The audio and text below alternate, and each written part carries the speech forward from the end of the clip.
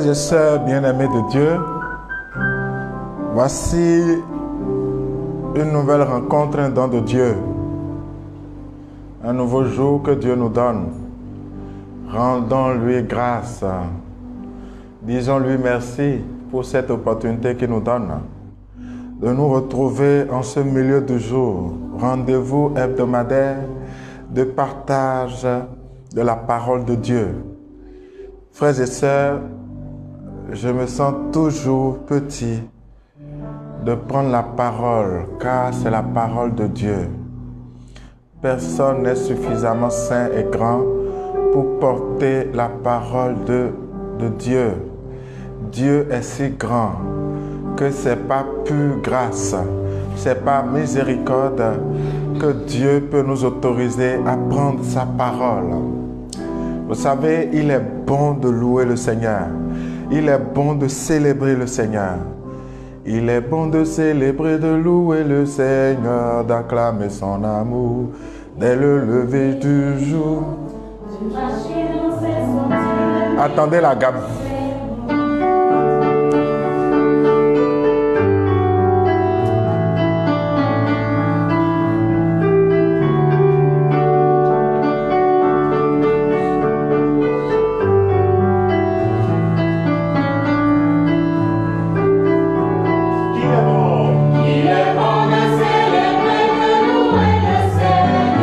D'acclamer son amour.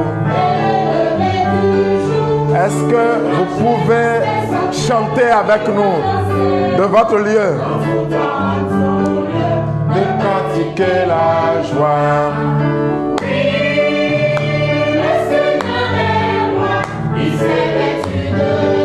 Son trône est majesté. En lui toute justice. En lui la vérité. En lui la sainteté. Le Seigneur est roi. Il s'est vêtu de gloire. Son trône est majesté. En lui toute justice. En lui la vérité. En lui la sainteté. Le juste pousse comme un panier. Grandit comme un cèdre du Liban. Plantez dans la maison du Seigneur. Il s'élance et donne tout son fruit. Il est bon de célébrer, de louer le Seigneur, d'acclamer son amour dès le lever du jour, de marcher dans ses sentiers, de suivre dans ses voies. En tout temps, en tout lieu, de pratiquer la joie. Oui, le Seigneur est roi, il s'est vêtu de gloire, son trône est majesté. En lui toute justice, en lui la vérité, en lui la sainteté. Oui, le Seigneur est roi, il s'est vêtu de gloire, son trône est majesté. En lui toute justice, en lui la vérité, en lui la sainteté.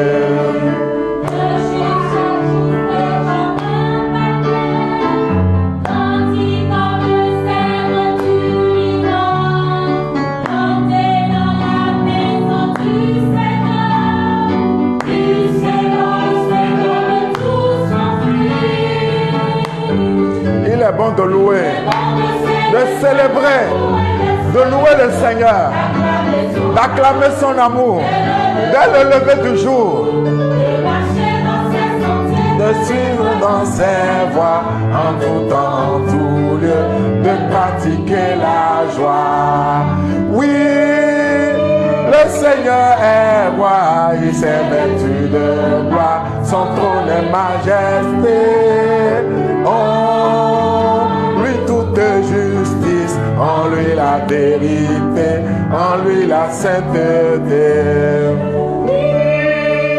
Le Seigneur est roi, il s'est vêtu de gloire, son trône est majesté. En lui toute toute justice, en lui la vérité, en lui la sainteté. De voir agir, réjouir mon cœur. Je suis saisi de merveillement. Quelles sont grandes tes œuvres, Seigneur? Chante avec moi.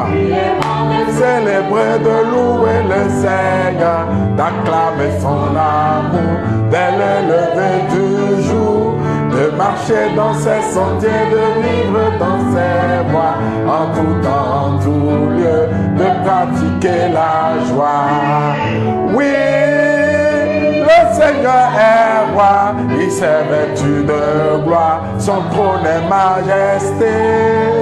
En lui toute justice, en lui la vérité, en lui la sainteté. Oui, le Seigneur est roi, il s'est vêtu de gloire, son trône est majesté. En lui toute justice, en lui la vérité, en lui la sainteté.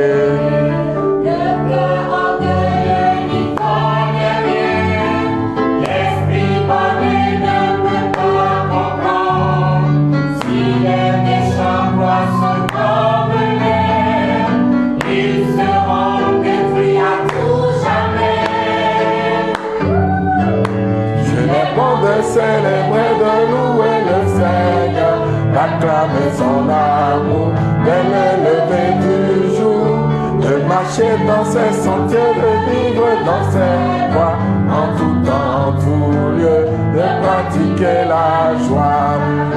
Oui, le Seigneur est roi, il s'est vêtu de gloire, son trône est majesté.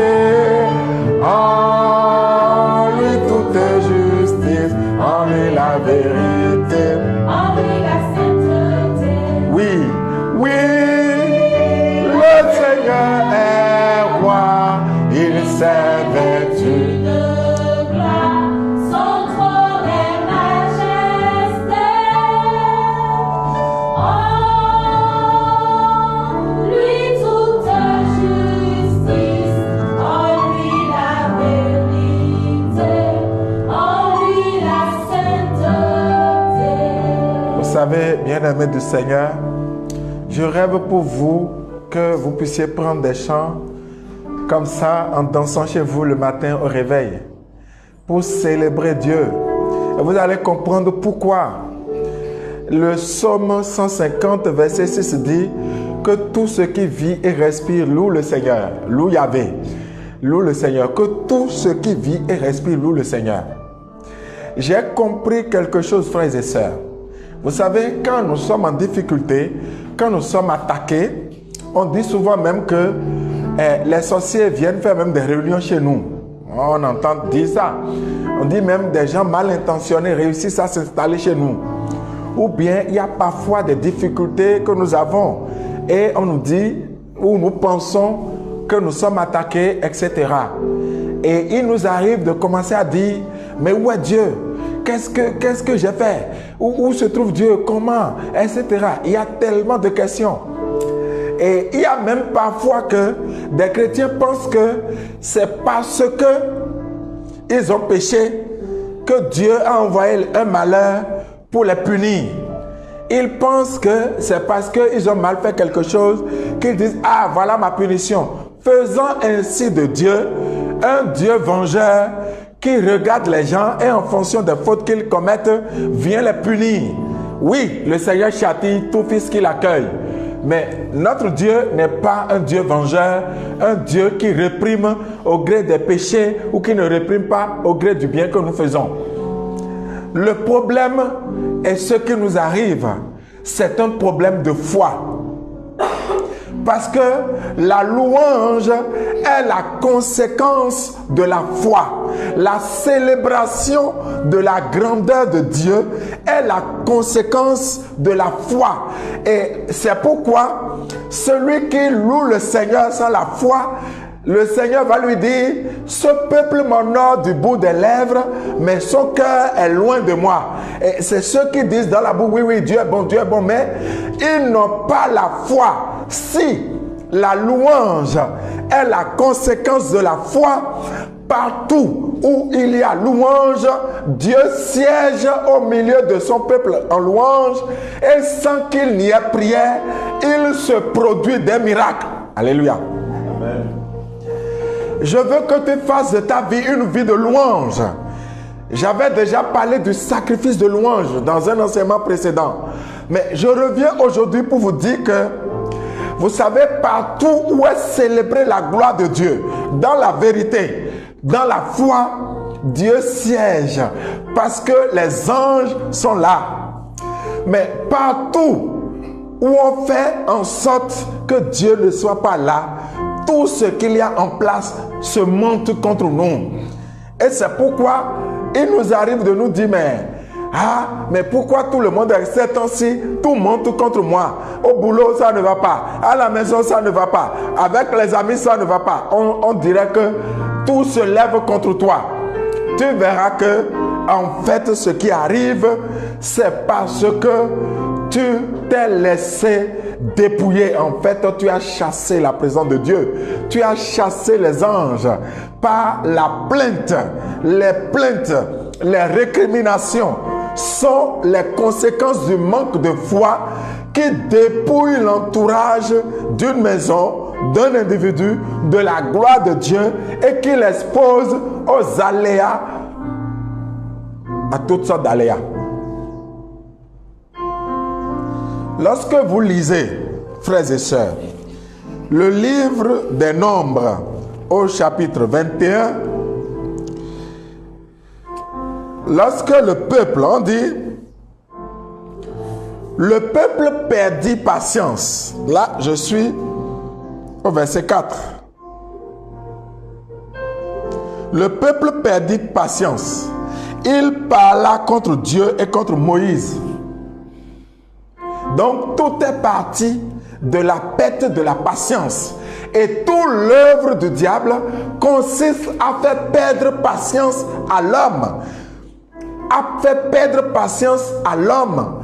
À faire perdre la foi à l'homme. La perte de la patience, en fait, c'est une perte de la foi. La confiance en Dieu s'est ébranlée et ils ont perdu confiance. Ils ont perdu patience.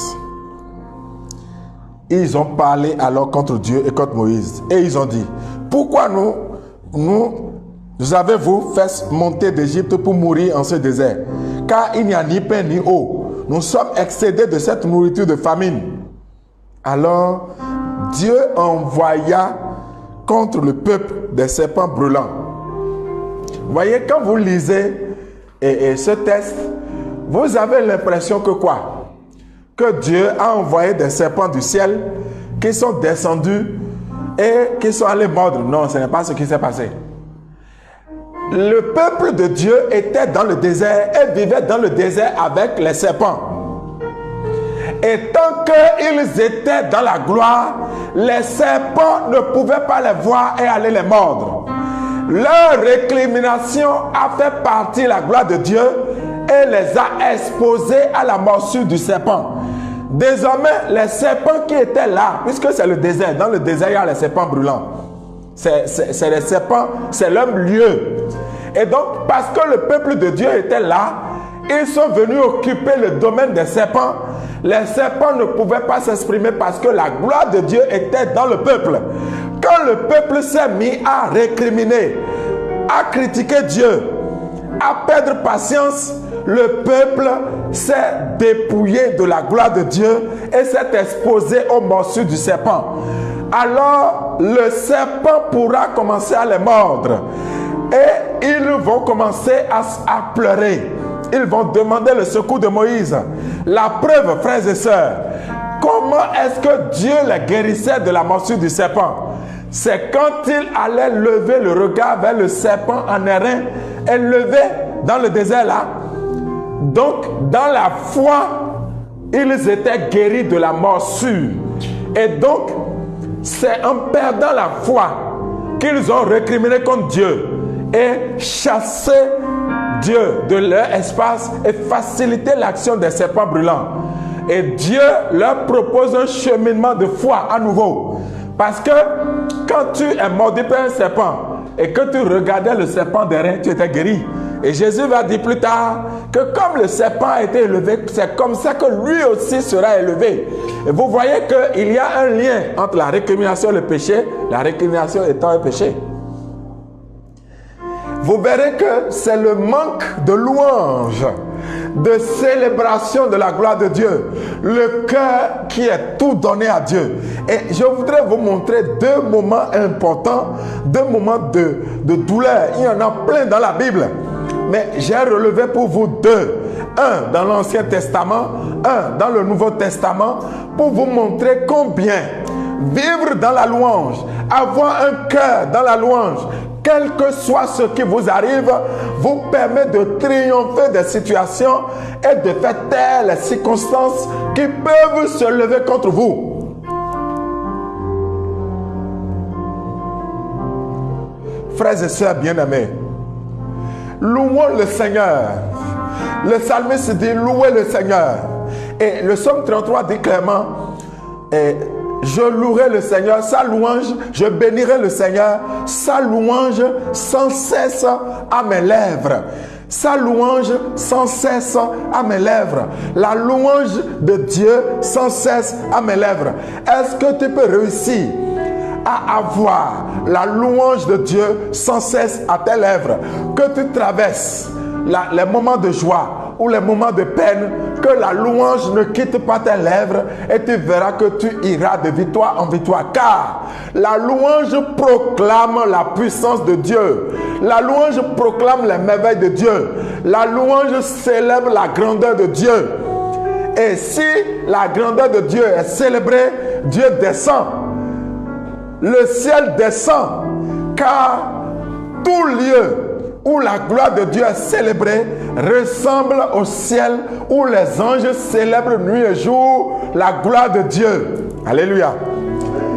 Et c'est pourquoi, frères et sœurs, le serpent qui a mordu, les serpents brûlants qui ont mordu le peuple dans le désert, n'aurait pas pu le faire si le peuple ne s'était pas mis à récriminer. Et donc, ce n'est pas Dieu qui a décidé de dire, bon, allez, serpent, allez les mordre. Non. Le retrait de la gloire de Dieu nous expose à des situations dangereuses. Je bénirai le Seigneur en tout temps, sa louange. Je bénirai, je bénirai le Seigneur en tout temps. Je bénirai le Seigneur en chantant son amour et son nom est si grand en tout temps. Je bénirai en chantant. Je bénirai. Je bénirai le Seigneur en tout temps. Je bénirai le Seigneur en chantant. Oh, son amour est son nom si grand en tout temps. Je bénirai le Seigneur en chantant. Je bénirai.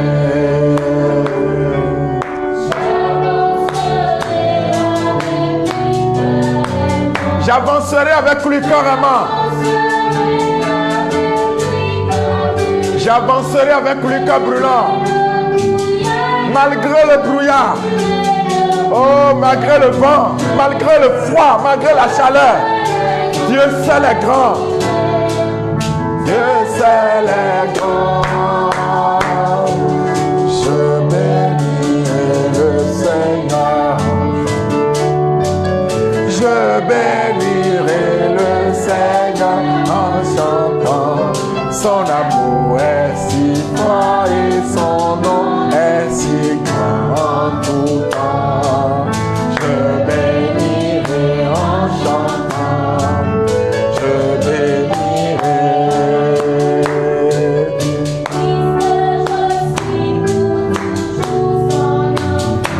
je suis pour toujours son enfant.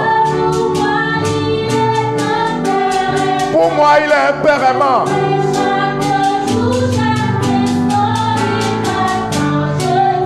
Oh, lui seul est grand.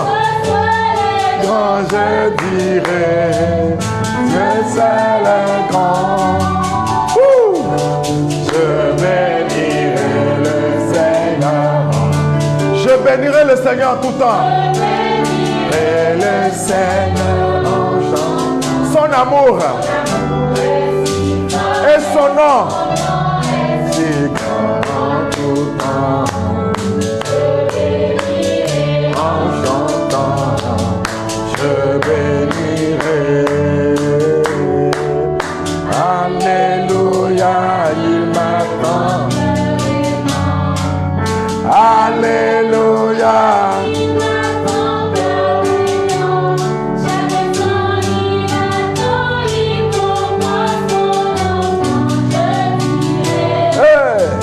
Seul est grand, je dirai, lui seul est grand.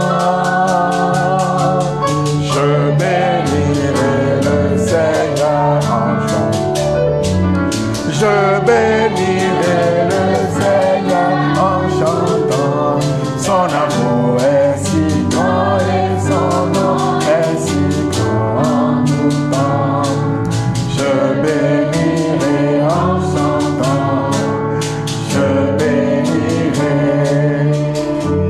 Mais comment tu te sens? Je me sens béni, vous voyez. Imaginez que votre âme célèbre Dieu de cette façon. Comment un serpent brûlant peut-il se retrouver dans ton environnement? C'est pas possible. Et dans le serpent brûlant, ne voyez pas seulement l'image du serpent du désert, mais c'est toutes les situations imprévues qui viennent et qui vous attaquent, qui rongent vos finances, qui rongent votre santé, qui rongent un aspect de votre vie. Ce sont les serpents brûlants, justement, qui interviennent quand vous tombez dans la plainte, quand vous tombez dans la médisance, quand vous tombez dans la récrimination. Vous commencez à critiquer Dieu, à critiquer les frères, à critiquer tout le monde. Vous vous dépouillez de la gloire de Dieu, frères et sœurs, bien-aimés de Dieu. Si vous rentrez dans ce schéma, les serpents brûlants sortiront de partout. Si tu es dans la situation, je te recommande une chose. Va regarder le serpent des reins. Ah, il n'existe plus. Va regarder la croix. Va à l'église et regarde la croix de Jésus. Tu verras que quelqu'un s'est sacrifié pour toi. Il est là. C'est Jésus-Christ de Nazareth, le fils de Marie. C'est lui qui s'est sacrifié. Et en regardant Jésus-Christ, tu confesses combien Dieu t'aime. Parce que le peuple récriminait en pensant que Dieu l'a abandonné, en pensant que Dieu ne l'aimait pas. C'est ça le manque de foi. Et c'est ce qui nous arrive. C'est ce qui amène la récrimination, la colère. C'est parce qu'on croit que Dieu nous a abandonnés. On croit que Dieu ne nous aime pas. On croit que Dieu aime X plus que nous ou Y plus que nous. En fait, nous tombons dans la convoitise.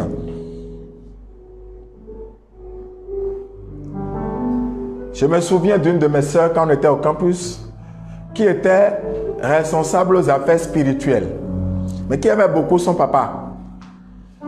Et un soir, son papa, enseignant, rentrait à la maison et il a vu comme un animal qui passait devant lui, on dirait, et lui, il a freiné, il est tombé. Bon, il se relève, les gens ont dit, mais c'est quoi? Il dit qu'il a vu un animal, mais il n'y avait aucun animal. Il est rentré chez lui, la nuit là, il a fait une crise, il est mort. Alors, mon ami, responsable aux affaires spirituelles, qui tenait bien son chapelet partout, tout le monde la connaissait, hein, qui est très pieuse. Elle a rangé toutes les statues qui étaient dans sa cabine étudiante. Elle a rangé tout sous le lit. Et quand les gens lui disaient, mais sœur, la paix dit non, que où était Dieu, son papa est mort comme ça. Elle a rangé tout. En fait, c'est vrai que c'est humain, la réaction à la douleur. Mais cette réaction nous crée plus de problèmes qu'elle ne nous installe dans la gloire de Dieu, car toutes les circonstances se lèvent contre nous. Nous sortons de la gloire de Dieu. Et c'est là où je m'en vais maintenant vous montrer quelques exemples. Les frères de Daniel ont refusé d'adorer la statuette du roi Nabucodonosor. Le roi Nabucodonosor avait fait sa statuette et a demandé à tout le monde d'adorer. Les trois frères de Daniel et Abed-Nego, Shadrach et Meshach ont refusé d'adorer les statues du roi Nabucodonosor. La sanction, s'il vous plaît, a été que ces trois frères soient jetés dans un four qui a été tellement chauffé que ceux qui sont allés les mettre dedans n'ont pas survécu. Là, l'histoire, c'est dans Daniel, chapitre 3. Vous pourrez lire toute l'histoire. Mais, qu'est-ce qui va se passer? Dans la braise, dans ce feu, dans cette chaleur, les trois frères ont commencé à louer le Seigneur. On dit, alors tous trois, d'une seule voix, se mirent à chanter, glorifiant et bénissant Dieu dans la fournaise. S'il vous plaît. Je vous lis le verset 51.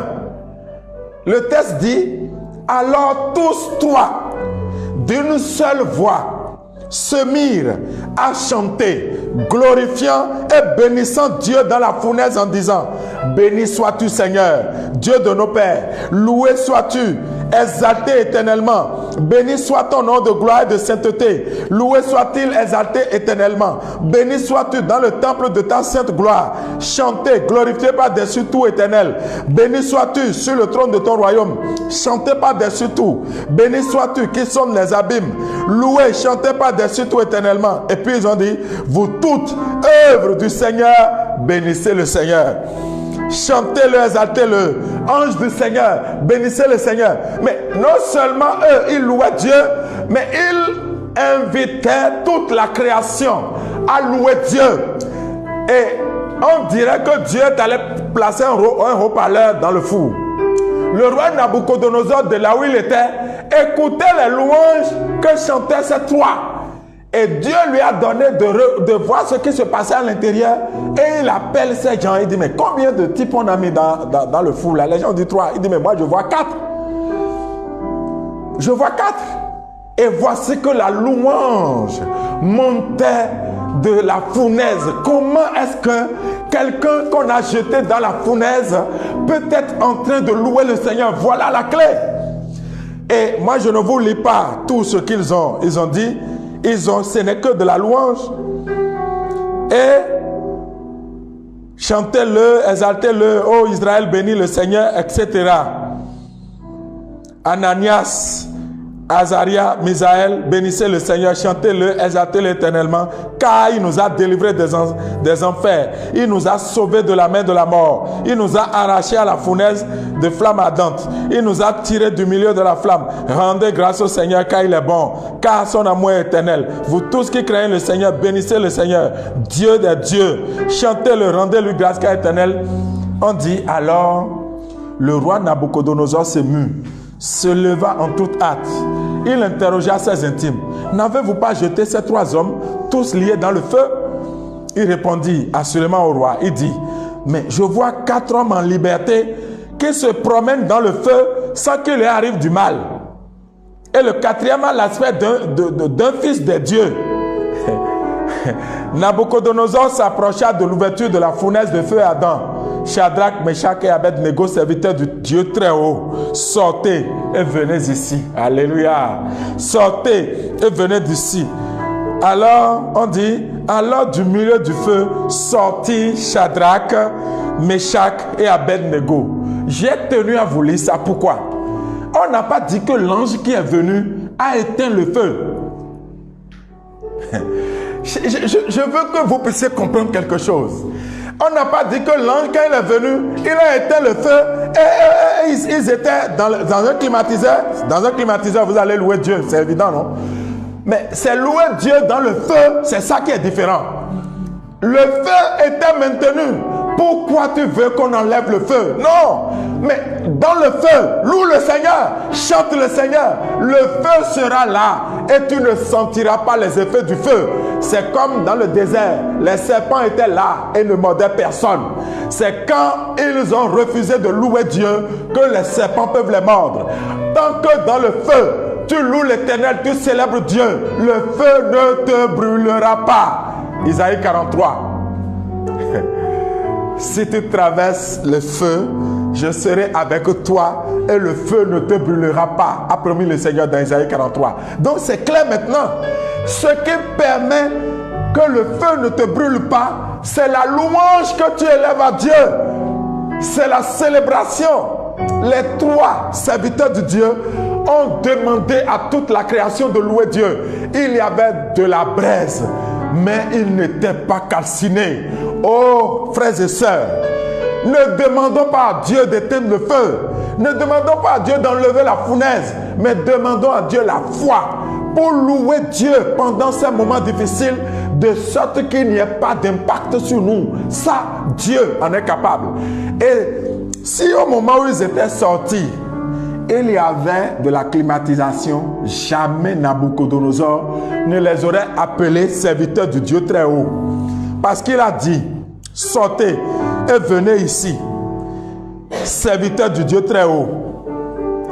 Et alors on dit, s'assemblaient satrapes, magistrats, gouverneurs et intimes du roi pour voir ces hommes. Le feu n'avait pas eu de pouvoir sur leur corps. Les cheveux de leur tête n'avaient pas été consumés. Leurs manteaux n'avaient pas été altérés. Nulle odeur de feu ne s'attachait à eux. Nabucodonosor va dire, béni soit le Dieu de Shadrach, Meshach et Abednego, qui a envoyé son ange et délivré ses serviteurs. Eux qui se confiant en lui ont désobéi à l'ordre du roi et ont livré leur corps, plutôt que de servir ou d'adorer tout autre Dieu que leur Dieu. Voici le décret que je porte. Peuple, nation et langue, que tous ceux d'entre vous qui parleraient légèrement du Dieu de Shadrach, Meshach et Abednego soient mis en pièces, que leur maison soit changée en bourbier, car il n'est pas d'autre Dieu qui puisse délivrer de la sorte. Alors le roi fit prospérer Shadrach, Meshach et Abednego dans la province de Babylone. Amen. Ah. Non, je suis content. Voilà ce que Dieu a fait. Mais et si Dieu avait éteint le feu? Dieu en a la possibilité, il pouvait arrêter la fournaise. Mais jamais on n'aurait reconnu la puissance de Dieu. Ce que Nabucodonosor a contemplé, c'est la puissance célébrée dans la louange des trois frères. Ils ont célébré la gloire de Dieu. Mais au lieu que tu rêves que Dieu élimine tous les sorciers, élimine tous les malfaiteurs pour que toi tu vives, laisse-les vivre. Toi, élève l'adoration vers Dieu. La sorcellerie se mettra à adorer Dieu dans la louange que tu élèves, car devant l'autorité de Dieu, personne ne peut résister, rien ne peut résister. Dieu est tellement grand que ce qui importe, ce n'est pas le mal, mais c'est ce que Dieu réalise par sa présence. Je veux vous dire quelque chose, frères et sœurs.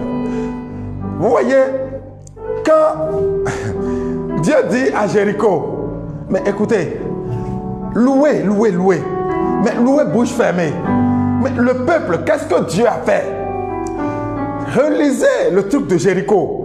C'est dans le silence. Dieu n'a pas dit de... Non, c'est dans le silence, mais c'est une louange silencieuse. Ça veut dire que pendant qu'ils font le tour, chacun intérieurement bénit Yahvé, loue l'Éternel, célèbre sa grandeur et proclame sa puissance. Ils l'ont fait 6 jours. Le 7e jour, vous savez ce qui s'est passé? En fait, le ciel est descendu. On dit, Jéricho était barricadé, mais ça ne veut rien dire. Les murs de Jéricho sont tombés. Les habitants de Jéricho ne pouvaient jamais imaginer que leurs murs pouvaient tomber. Quand ils ont vu ça, eux-mêmes ont dit non, ce Dieu il est grand. Nabucodonosor a dit, aucun Dieu ne peut faire comme le Dieu. Il faut que dans les gens qui t'agressent, ne dis pas à Dieu, ah, il ne faut pas plus qu'il m'agresse. Non, demande la foi à Dieu de te lever dans la louange et dans l'adoration pour que ceux qui t'agressent puissent voir que seul ton Dieu est capable de te délivrer de ceux qui sont en train de te jeter comme sort. Deuxième exemple que je choisis, c'est Paul et Silas en prison. Vous voyez, Paul et Silas en prison. Actes des Apôtres, chapitre 16, à partir du verset 16. Actes des Apôtres, chapitre 16, à partir du verset 16. Vous pourrez voir. Mais écoutez, Paul et Silas ont été emprisonnés. Pourquoi? Parce qu'ils étaient allés prêcher. Il y avait des messieurs qui ont choisi une fausse prophétesse qui était manipulée par un esprit. Et la prophétesse faisait la divination aux gens et eux, elle prenait l'argent pour eux. Et comme pour avoir de l'aura et de la reconnaissance, quand Paul vient pour prêcher, elle vient pour dire, écoutez l'homme de Dieu. Comme ça, elle sait que quand Paul va partir, comme elle a parlé devant Paul et les gens l'ont vu, elle va prendre la place et elle va continuer sa divination. Ils vont faire beaucoup de recettes. Alors, la Bible dit qu'un jour, Paul était dépassé et s'est retourné vers elle et a dit, au nom de Jésus, esprit, il faut partir. Donc, l'esprit étant parti, il n'y a plus de fonds de commerce. Alors, ceux qui utilisaient la dame pour faire leurs petites affaires se sont mis en colère. Ils se sont mis en colère, ils ont fabriqué un mensonge contre Paul et Silas, ça les a conduits en prison. Et ils ont donné des instructions fermes. Et alors, à cause de ces instructions, non seulement la prison était fermée, mais on a encore enchaîné Paul et Silas dans la prison. Et alors, à partir du verset 25, j'aime ça. J'aime cette partie-là. On dit vers minuit. Vers minuit, Paul et Silas, en prière, chantaient les louanges de Dieu. Les prisonniers les écoutaient. Non, j'aime la scène. C'est-à-dire que vous m'arrêtez, vous me mettez en prison et de ma chaîne, alors que vous pensez que comme je suis en prison, je devais être triste et malheureux, mais je vous offre un concert gratuit. Et je chante les louanges de Dieu et vous écoutez la belle mélodie, je suis sûr. Vous allez adorer. Alors, les prisonniers les écoutaient. Les prisonniers et même les gardes. Tout à coup, il se produisit un si violent tremblement de terre que les fondements de la prison en furent ébranlés. À l'instant, toutes les portes s'ouvrirent. Et les liens de tous les prisonniers se détachèrent.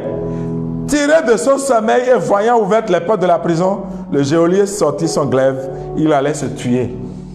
À l'idée que les prisonniers s'étaient évadés, mais Paul cria d'une voix forte, « Ne te fais aucun mal, car nous sommes tous ici. » On dit, pendant vers minuit, en prière, chantait les louanges de Dieu. Je vous ai dit, partout Dieu est célébré, la louange est chantée, la gloire de Dieu descend. Et quand la gloire de Dieu descend, personne ne peut présager de la suite. Il peut y avoir tremblement de terre. Il peut y avoir quelqu'un malade qui guérit. Il peut y avoir une délivrance. Il peut y avoir ceci ou ça. Ce qui caractérise la louange, c'est la foi de la personne qui loue le Seigneur.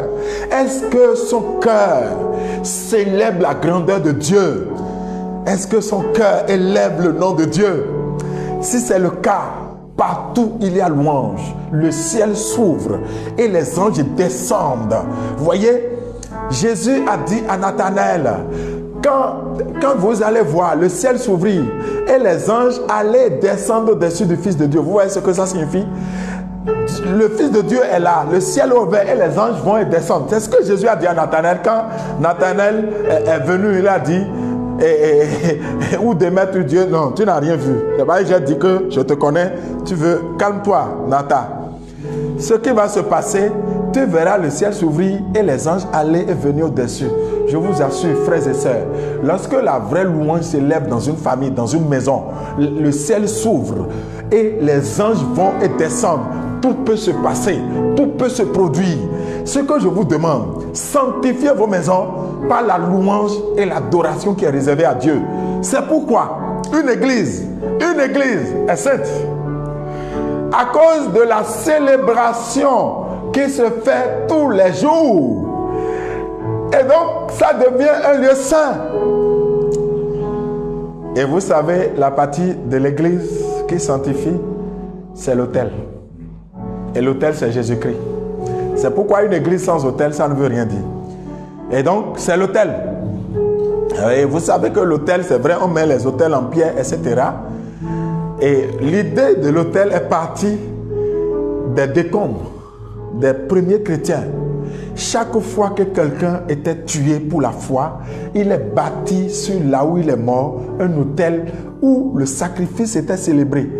C'est pourquoi vous voyez les églises qui sont bâties, les autels, quand on dit par exemple que c'est Sainte Thérèse, pour nous les catholiques, hein, c'est Sainte Thérèse, vous verrez qu'il y a une relique de Sainte Thérèse qu'on met et c'est sur ça, on dit que c'est sur sa foi. La basilique Saint-Pierre, on dit que c'est sur Pierre, voyez, donc la foi de Pierre. Et c'est comme ça que ça produit, donc du coup ce n'est pas rien, c'est tout, bien-aimé de Dieu. Et donc chez nous, l'endroit que nous avons réservé pour aller rencontrer Dieu, allons célébrer Dieu là. Louons Dieu, levons la louange, que le chant de Dieu s'élève dans nos cœurs. Vous verrez que nos cœurs seront saints.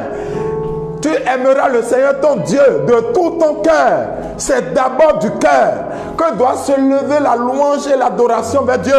Mon cœur ne doit pas être le siège des récriminations, des mensonges et de tout. Jésus dit, ce n'est pas ce qui entre qui souille l'homme, mais c'est ce qui sort du cœur. Et il a cité mensonge, impureté, impudicité, tout le reste. Tout ça peut avoir sa place si le cœur n'est pas dans la louange et dans l'adoration. La tristesse arrive quand le cœur n'est pas dans la louange. Le découragement et l'envie de se suicider arrive quand le cœur n'est pas dans la louange.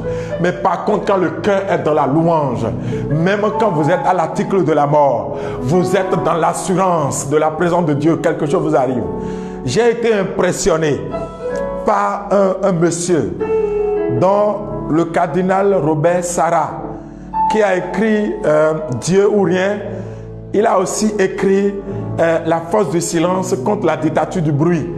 Et dans ce livre, La force du silence contre la dictature du bruit, que je vous recommande sérieusement, il parle d'un moine qui était à l'article de la mort et qui, dans le silence, s'il vous plaît, dans le silence méditatif et adorateur, est mort en gardant sa foi. Je vous en supplie, frères et sœurs, ce n'est pas les difficultés qui posent problème, c'est notre foi. C'est notre foi qui doit grandir, qui doit s'élever. Et c'est parce que nous manquons de foi que nous demandons à Dieu d'enlever les difficultés. Non, il n'en sera pas ainsi. Nous demanderons plutôt à Dieu d'augmenter notre foi. Nous dirons, Seigneur, je crois, mais viens à mon aide parce que j'ai trop peur. J'ai besoin de la foi. J'ai besoin de croire. Frères et sœurs, quand ça arrive à des moments où ça nous dépasse, comment nous faisons? Un pauvre cri. C'est de ça que je vous parlerai le mardi prochain. Et vous verrez comment quelqu'un, un homme de foi, peut crier vers Dieu. Son cri ne ressemble pas aux autres cris. Donc le cri du pauvre, le mardi prochain, c'est le cri du pauvre. Comment le pauvre crie et élève la voix vers Dieu. Ce n'est pas de la récrimination, mais c'est un cri vers Dieu. C'est un enfant qui pleure vers son Père. C'est de ça que nous parlerons le mardi prochain. Et je veux vous demander, frères et sœurs, d'être au rendez-vous. Invitez ceux que vous voulez à se connecter et être au rendez-vous. Le cri du pauvre. Le cri du pauvre. Et je vais vous montrer le nombre de pauvres qui ont crié dans la Bible. Et Dieu les a exaucés. Ce qui nous convient, c'est la louange. Et si nous sommes dépassés, le cri vers Dieu. Les deux vont nous permettre de garder la lumière afin que quand viendra l'époux, il ne manque pas d'huile dans notre lanterne parce que nous serons à la porte et on va nous dire allez loin, qu'il n'en soit pas ainsi pour toi. Il faut que tu sois dans la chambre de noces avec l'époux parce que c'est pour ça que nous vivons. Que Dieu vous bénisse. Passez un bon après-midi et à bientôt.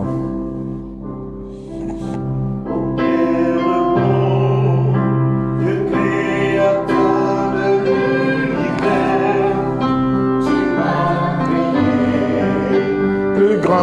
que toutes choses à ton image. Je suis à tout que je sois, de tout mon corps, je veux te glorifier. Ô Père très saint, tu es si grand, tu es si fort, tu es si beau. Je te bénirai toute ma vie.